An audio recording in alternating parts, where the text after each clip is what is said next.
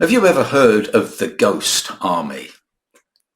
Well, it was part of the British Army during World War II, and they were used to deceive the enemy, and they used, believe it or not, rubber inflatable tanks, rubber inflatable artillery, and rubber inflatable vehicles, and so on and on. And they would fool the enemy into thinking there was a massive build-up of forces in a certain area, luring the enemy to defend an area that was never under attack at all, except by blow up tanks, blown up. They blew them up themselves.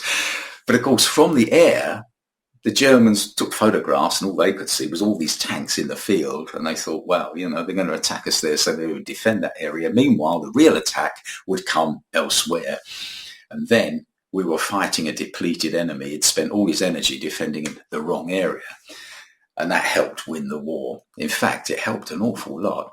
And not only did they have the inflatables being used, they also transmitted a lot of false radio transmissions to fool, because they knew the enemy was listening in on the transmissions, and they fooled them into thinking there's a lot of activity in this area. The attack is coming there, but it wasn't. It's a great story. I read a book on it once. Brilliant story. Actually very exciting. You really do admire the imagination of these people. Now, as you can imagine, this was deployed especially during the months before the D-Day landings, so that the Nazis thought the invasion would be in the Calais region of France and not on the Normandy beaches, which was further west. The Ghost Army then crossed the Channel. After D-Day, the Ghost Army crossed with the real army onto the continent, and they worked together with the real army, drawing fire often to themselves and away from the real army. And it was estimated, listen to this, it was estimated that they saved 15,000 to 30,000 Allied lives through their brave and imaginative work. Hats off to the Ghost Army. They did a great job. We smile at their work, at what they did, but they were brave. They were as brave as the real army. The deception caused the Nazis to spend their dwindling resources on an enemy that didn't really exist. You could say they were being worn down by a lie. Now, you probably know how I'm going to apply this. The enemy also employs this tactic, and I'm talking about the spiritual enemy now. I'm talking about Satan and his forces. They are totally committed to deception in order to, quote, wear out the saints of the Most High. Daniel 7, verse 25. Political movements and causes can and do become the ghost army of the enemy. Many Christians are now directing their spiritual energy, their valuable spiritual energy, into supporting right-wing or left-wing causes, and their spirits are rising or falling by the latest headline. And that wears you out just as much as anything else.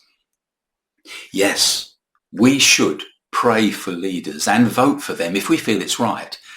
But our hope is not in them, not in a million years, however good the cause is, not in them.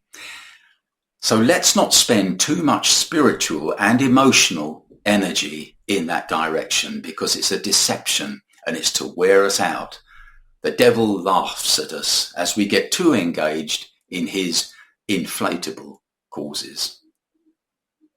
The great divide in the world is not between right and left-wing politics, as we're constantly told, but between the once-born and the twice-born, the flesh and the spirit. And this divide extends into the local church. The battle we are witnessing reflects the battle that is occurring in the heavenlies. Paul said, "For we wrestle not against flesh and blood, but against principalities, against powers, against the rulers of the darkness of this world, against spiritual wickedness in high places," Ephesians 6:12. We ought not to neglect our responsibilities here, but never at the expense of our responsibilities there. And I mean, when I say there, I mean in the spirit. We are God's spiritual army, and that is where our focus has to be.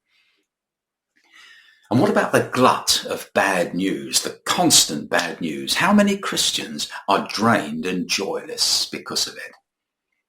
The imminent rapture of the church may well be a rescue, and why not? But it is essentially the coming of Christ for his beloved bride. Our joy is a sure sign to the enemy of his soon downfall. He grinds his teeth to hear our praises, knowing that his time is short, and we are not unaware of his schemes. 2 Corinthians 2:11. It troubles Satan when we know about his schemes. We are not stupid. We may be sheep, but we've got a great shepherd and we keep close to him and we know what's going on. We've got our ear to the ground, as they say. Oh yes, and keep your sense of humour. During the war, the Germans were also doing their share of deception. They were building a false, listen to this, a false wooden airfield in France. But the Allies, the British and the Americans and the French and the Commonwealth, were fully aware of what they were doing, and they let them carry on building until it was near finished. So they wasted their energy on it and they wasted their time.